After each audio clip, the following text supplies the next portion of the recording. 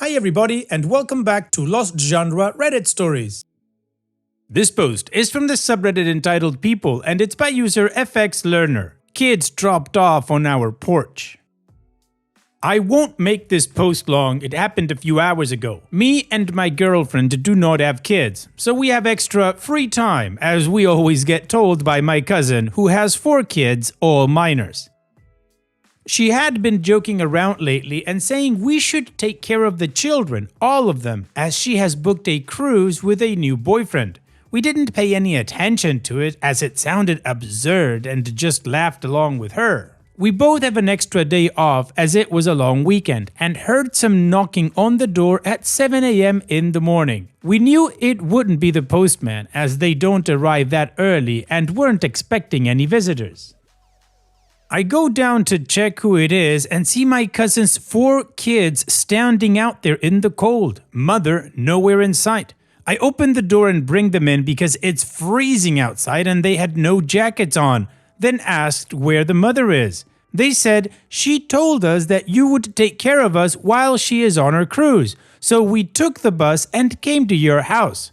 I couldn't believe my eyes and ears. I kept thinking, what the F? So I called her immediately and her phone was off. Called the new boyfriend and his phone went to voicemail. I asked the kids to explain exactly what their mom has told them. They said in these words, "She said since you don't have any responsibilities, you have free time and said you will look after us while she's gone." What do? I called my aunt and she said the same thing that my cousin has told her. I agreed to take care of the kids. She didn't even have the courtesy to drop them off and made them catch the bus on a cold winter day. Thinking of calling child services at this point. OP, I think you should call child services now. This isn't a miscommunication or a joke gone wrong. It's abandonment. Your cousin left 4 minors unsupervised in the cold without jackets and sent them to your home without your consent. That's not just irresponsible, it's neglect. Yes, it's shocking. Yes, it feels like overkill, but this isn't about family drama anymore. It's about safety and accountability. If you don't report this, you're enabling it, and next time it could be worse. And here's the thing, OP, and I know it sucks that you didn't choose this, but those kids are with you right now, so you have a few choices. Maybe you can give the kids to your aunt, their grandmother, while the mother comes back, but the most important thing is doing what's right for those kids, not by your cousin. So make the call and document everything to stay safe. What do you guys think? Let me know in the comment section and let's check out some community comments. Burned My Mouth says, call the cops and have them yanked off their cruise. F them, the effing balls. Vaisatriani says, call your aunt back and give her the choice. Either come and get the kids and take care of them herself, or you're calling CPS. Glycophosphate says, your aunt must know what cruise they are taking. Have her contact the ship and let your cousin know that her kids are going into the foster system. And OP responds, yeah, this is the best route, I think. If she at least dropped them off herself and asked nicely, maybe, just maybe we would have considered it. But it's freezing right now in Australia and she made them catch the bus. This is not cool at all. OP's comment. As per a comment, I will call my aunt to have her call the cruise ship and announce to my cousin that if she catches the cruise, I will be calling child services. Okay, well the community unanimously has told OP to call child services now, and apparently there's a plan to do that through OP's aunt. So let's move on to the first of 3 updates to see what happened next. Alright, here's what actually went down a few hours after my cousin's kids showed up at our place. We were still trying to figure out what to do. Gave them food, put the heater on, got them settled. Still, no word from their mom or her boyfriend. Both phones going straight to voicemail. Then, around 10:30 a.m., I get a call from a private number. It's the police. They ask if I've got 4 kids at my house. I said yes and explained the situation. Turns out, the bus driver who dropped them off is the one who called it in. Apparently, on their ride over, the kids told them they were going to stay with family and gave him our address. He thought it was odd that 4 young kids were traveling alone in the cold with no bags or jackets, so after dropping them off, he reported it for a welfare check just to be safe. A short while later, both police and child protection shows up at my door. They were honestly great, calm, but clearly taking it seriously. I told them everything, showed them the texts where my cousin had joked about us watching the kids, nothing confirming anything. Explained how we had no warning and they just showed up saying we'd agreed. The kids said their mom told them we had plenty of free time and would be happy to take them. Then about an hour and a half after that, police tell me they've gone to the cruise terminal and found her on the ship. This ship was in Circular Quay in the city, not too far from my place, and was scheduled to leave at 3:30. She had already boarded, ready to sail off with her new boyfriend. They pulled her off and told her she had to come immediately, no argument. She showed up at our house looking completely unbothered, full cruise outfit, sunglasses on her head, lanyard around her neck, didn't even look at the kids, just walked in and said, "Did you seriously get the police involved?" I told her she left 4 kids with no warning, no gear, and no contact information. She starts going off about how I embarrassed her and ruined her holiday.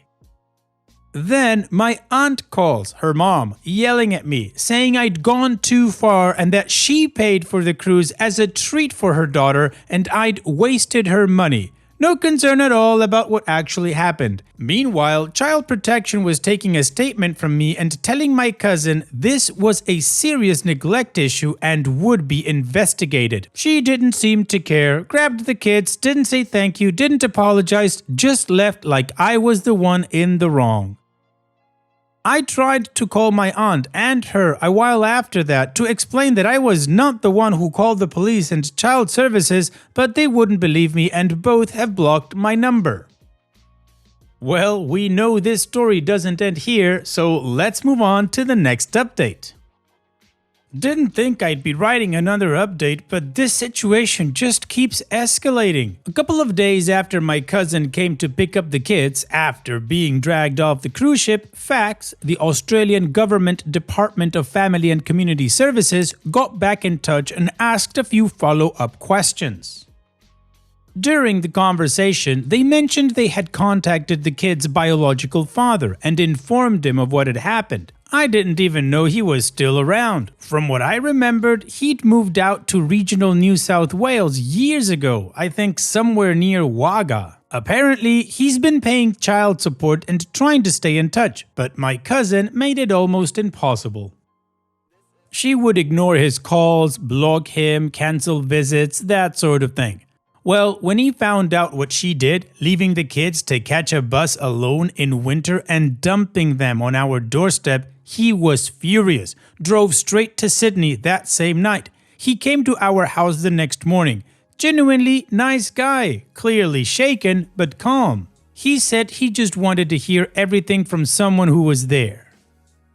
We sat down and talked for a while. He asked how the kids were, if they said anything, and what exactly happened. You could tell he really cared. Then he told me straight up he's going to apply for full custody. He said he's been documenting everything for years. The cancelled visits, the excuses, the strange behavior when the kids did come back to him, and this was the final straw. Leaving them like that without even a message? He said he wouldn't let them grow up thinking that was normal. I told him I fully supported him. Those kids deserve stability. He thanked us for not turning them away and for taking care of them when no one else did. Then he left to speak with a solicitor. Now onto something I didn't expect and honestly still can't believe. Our car was vandalized last night. All 4 tires slashed. Nothing else touched, just the tires. We noticed it this morning when my girlfriend went to head out. No note, no witnesses. Unfortunately, we don't have cameras installed, but we've asked neighbors if they have any footage from overnight. Can't say for sure who did it, but given the timing, I've got a few guesses, especially since a family member called us yesterday blaming us for turning the family against my cousin. No proof yet, but we've reported it to the police just in case. I'm thinking it's the boyfriend. He looks a bit rough around the edges, and I've overheard once from her that he has a criminal history. Honestly, we're exhausted. We didn't ask for any of this, just tried to do the right thing when 4 kids showed up freezing on our doorstep. The entire family is believing her version of the story. I'm thinking of compiling a Facebook post with all the information to prove what happened, as things are getting serious now. Well, let's not waste any time and move on to the final update we have to see how the story ends. So, things escalated again and fast. Last night, around 7:30 p.m., we got a knock on the door. My girlfriend opened it and just froze. Standing there was my cousin's eldest, 11 years old, alone, in the dark, holding a small school bag. No jacket, no phone, just said, "Mom told me to come stay here for a bit." We were stunned, asked where the other siblings were. He said, "They're with her boyfriend. I didn't want to stay there anymore."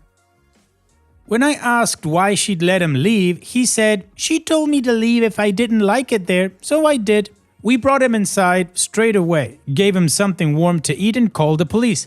They showed up quickly, along with facts. Because of the previous incident with the cruise, they treated this seriously right away. The boy told them things no child should have to say. Said his mom had been yelling all day, locked in her room, and no one was looking after them. Said he remembered how calm it felt at our place and just wanted to come back. Shortly after, facts and police went to the house. We were later told the other children were removed and my cousin was brought in for questioning. There's now an active investigation into neglect and abandonment. I don't know if it was guilt, pressure from facts, or just everything catching up with her, but apparently she'd been spiraling since the cruise incident. Then, this morning, my aunt, my cousin's mom, showed up at our door, absolutely furious. She started screaming at us, saying I'd destroyed her family, turned the kids against their mother, and that I stole her kids from her. She even yelled, "That cruise was the first time she was happy in years, and you ruined it because you don't like kids." We shut the door and reported it. Police advised us to keep a record and said we can apply for an AVO if it happens again. Later that afternoon, I got a call from the biological father's lawyer. He's officially pursuing full custody and asked if I'd be willing to provide a character reference and a statement about what happened, what the kids said, how they were when they arrived, and how we were involved. I agreed without hesitation. I didn't ask to be in the middle of this, but if it helps those kids get to a better place, I'm in. One thing that really stuck with us happened just before Fax left with the eldest boy. He gave my girlfriend a hug and said, "You're the only people who made me feel normal." That hit hard. We're emotionally stepping back now, but we'll continue to cooperate where needed. We've learned the hard way that doing the right thing doesn't always come easy, but we don't regret opening that door. For now, we're just trying to breathe. Well, OP, in my opinion, you've done the right thing. You're not only backing the dad up, but you're documenting everything, which is what those kids need. They need help. Now, the process, I don't know how long it will be, but hopefully the dad can get full custody. So in the meantime, OP, here's wishing you, your girlfriend, those kids, and their dad the best in the future. Take care and thanks for sharing. And now let's move on to the next post that also has an update. This post is from the subreddit Am I the A-hole and it's by user HopefulBag2020. Am I the A-hole for renting an apartment without telling my parents, even though they depend on me emotionally? I, 24 female, recently rented an apartment 6 minutes from my parents' house. I didn't tell them beforehand, I just told them after everything was signed, and now they're saying I betrayed them. For context, I have a full-time job as a civil servant in IT, not as chill as people assume. I'm graduating college this year and I make enough to support myself comfortably. I rented this place because I'm really sick, like medically sick.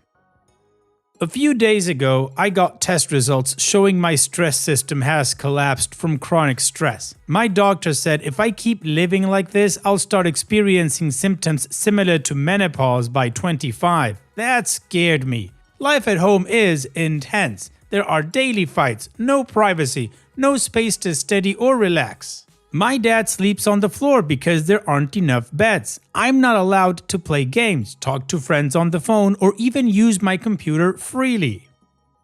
Everything must be turned off by 9 or 10 p.m. They watch my screen, monitor everything, and after a stalker situation and finding out I had an American friend, they doubled down on controlling me. My mom has a condition where she gets seizures at night when she's under stress. I'm the only one who stays calm enough to help because my dad panics and rocks her. My sister just cries and hugs her. So yes, I know they depend on me emotionally, but the doctor said it's a lifelong condition and not fatal.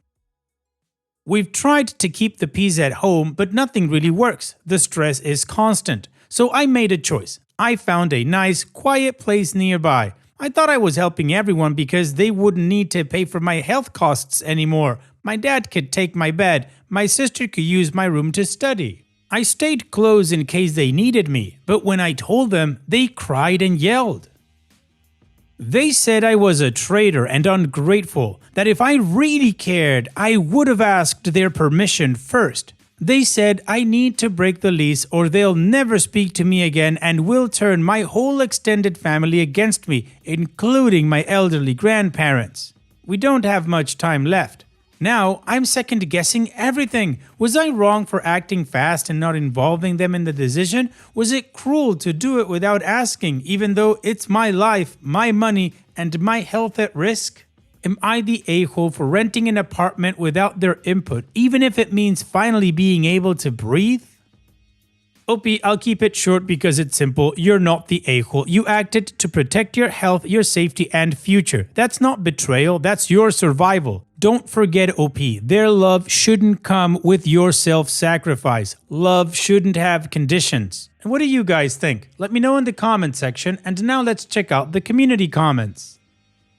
Available Love 7940 says, not the a-hole. You're not their emotional support human. You have parents, and they aren't parenting. They're controlling and abusive. I would have moved further away. And if they are able to turn the extended family away, they weren't worth keeping. Can I be your mom? You sound like you could use a real one.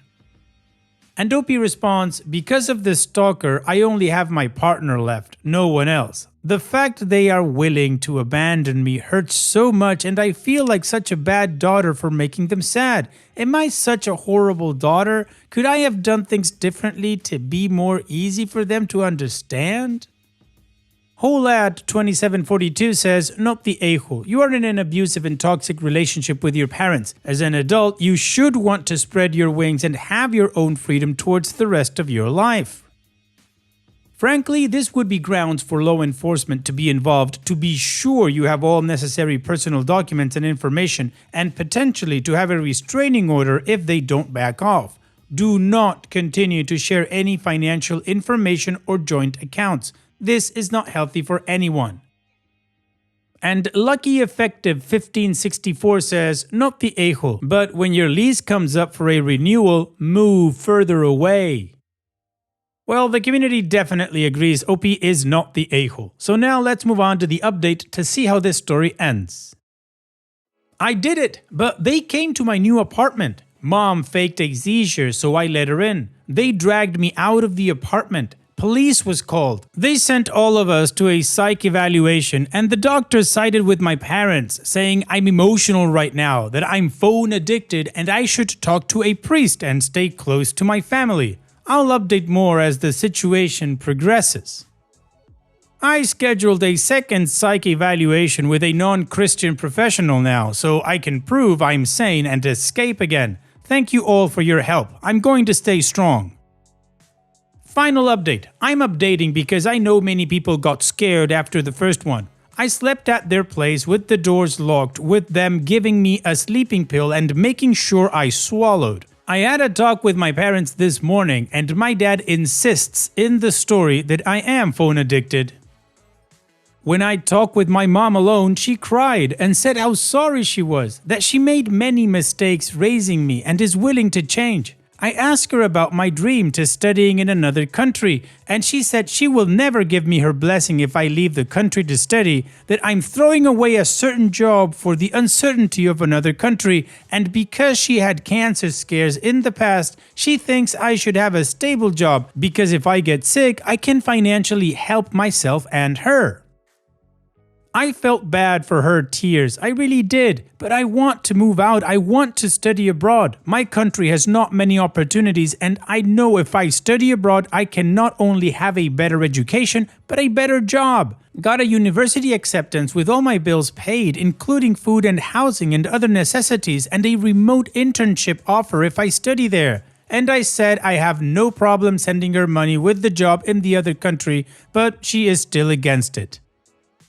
Well, OP, I'm gonna assume you still have a hold of that apartment that you rented, so please go there as soon as possible and do not let up on your dream of studying abroad. You do not need your parents' permission to live your life. So as you said in your first part of the update, stay strong, OP, and here's wishing you the best in the future. Take care and thanks for sharing.